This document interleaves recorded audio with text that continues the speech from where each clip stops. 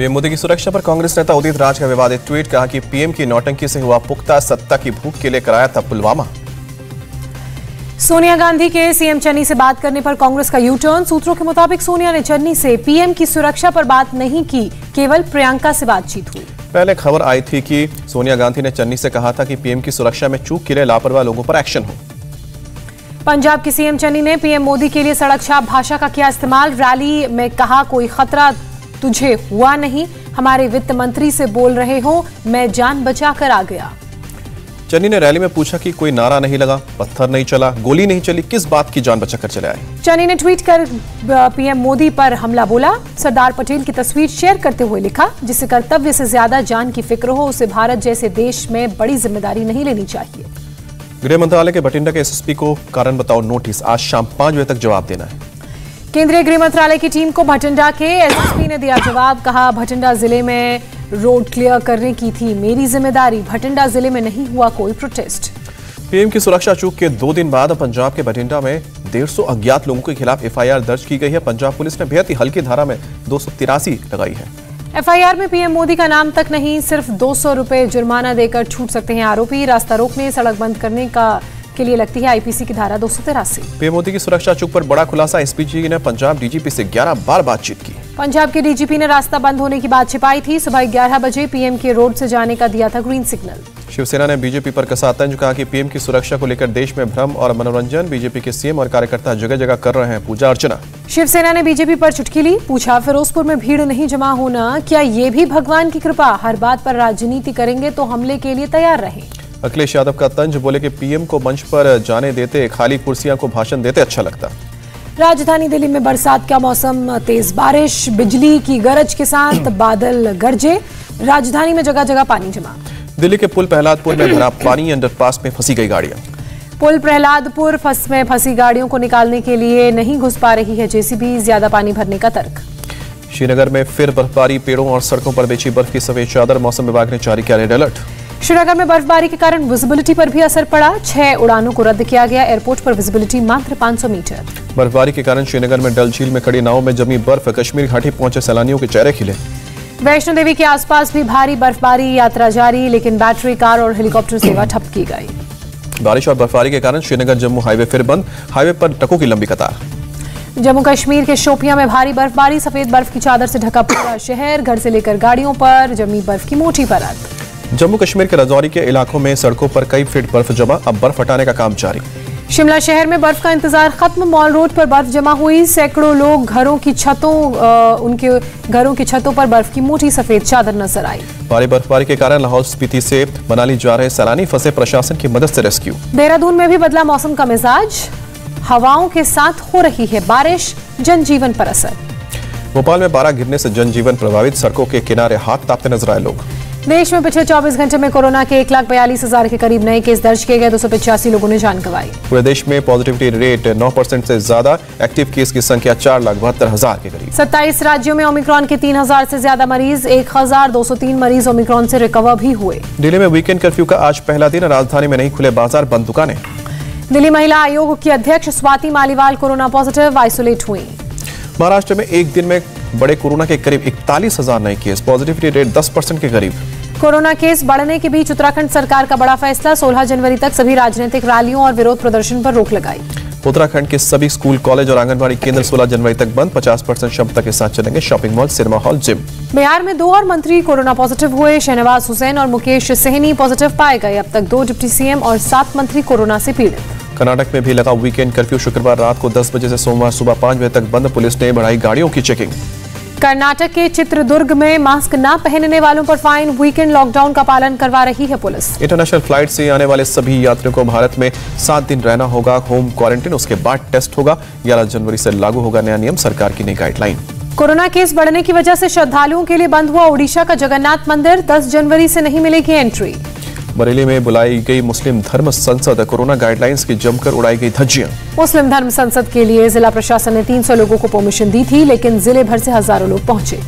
नागपुर में तीसरी लहर से निपटने के लिए प्रशासन ने कसी कमर, कोरोना मरीजों के लिए 7,385 बेड सरकारी, महानगर पालिका और निजी अस्पतालों में आरक्षित। नागपुर में सरकारी और निजी अस्पतालों में कुल 9,852 बेड हैं, इसमें से 7,358 बेड कोरोना मरीजों के लिए आरक्षित किए गए।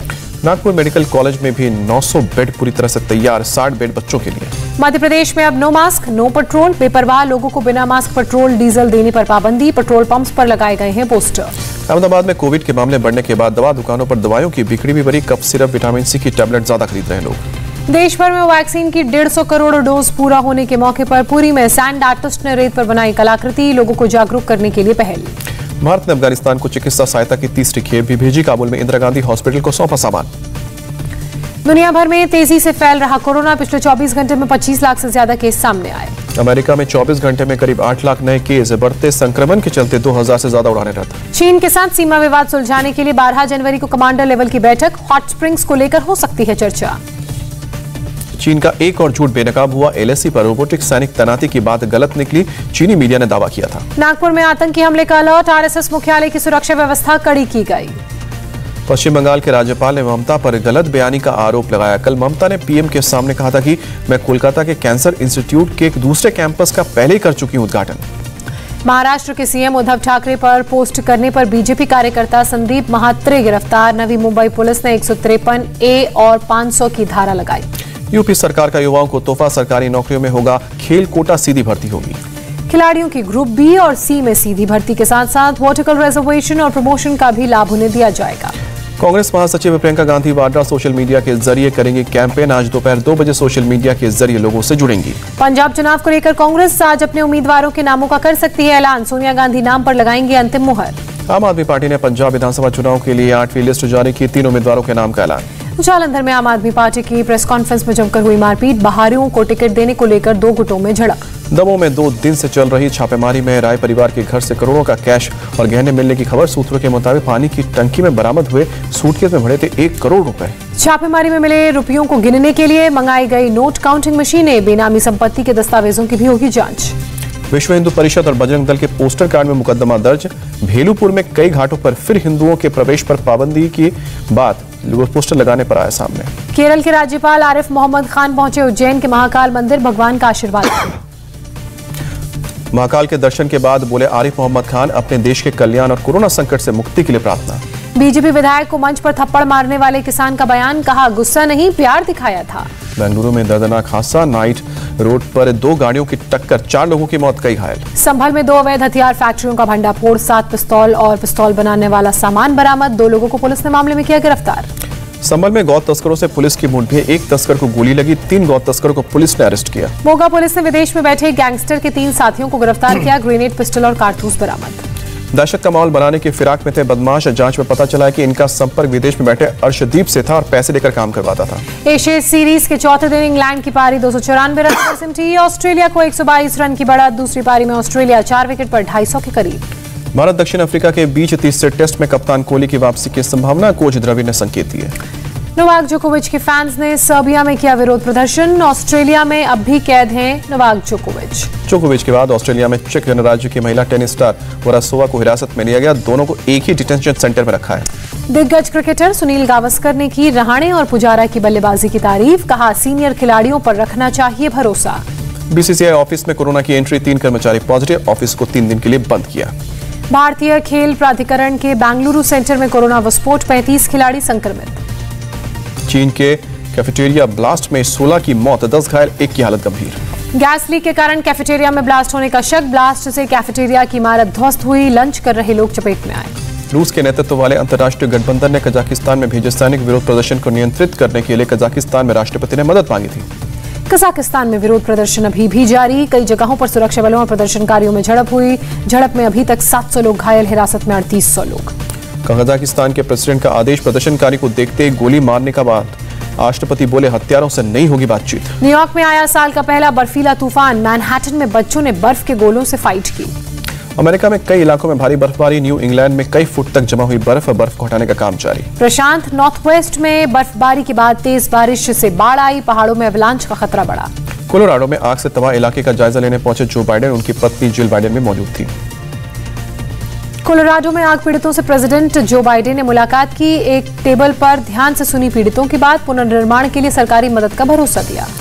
आग से जलकर 1100 इमारतें तबाह हुई, $513 मिलियन से अधिक का नुकसान हुआ, 35,000 लोग बेघर। म्यांमार पहुंचे कंबोडिया के प्रधानमंत्री हुन सेन। म्यांमार के सैनिक शासक जनरल मिन आंग से की मुलाकात। म्यांमार यात्रा के लिए दुनिया में हुन सेन को उनकी कड़ी आलोचना। यूक्रेन में रूसी डिमांड को अमेरिका और नेटो ने किया खारिज। कहा कि नेटो देश करेंगे यूक्रेन के नेटो में शामिल होने पर फैसला। रूस को यूक्रेन पर अटैक को लेकर फिर चेताया। पाकिस्तान के पीएम इमरान खान का बयान। बोले आर्मी चीफ बाजवा के एक्सटेंशन पर कोई विचार नहीं। चालू वित्तीय वर्ष में 9.2% रहेगी आर्थिक वृद्धि। एनएसओ का अनुमान। पिछले साल 7.3% हुई थी गिरावट। नवंबर के बाद पहली बार बिटकॉइन की कीमतें नीचे आई। अब $28,000 सस्ता मिल रहा है सिक्का। पंजाब के स्टेट आइकॉन के पद से हटाए गए सोनू सूद। मोगा से सोनू की बहन को चुनाव लड़ने की खबर के बाद चुनाव आयोग का फैसला। अजमेर शरीफ दरगाह गए दीपिका कक्कड़ और शोएब इब्राहिम। सोशल मीडिया पर शेयर की तस्वीरें। इंडिया टीवी हर वक्त हर जगह डाउनलोड करने के लिए सर्च करें India TV news Google play store या ऐप स्टोर पर।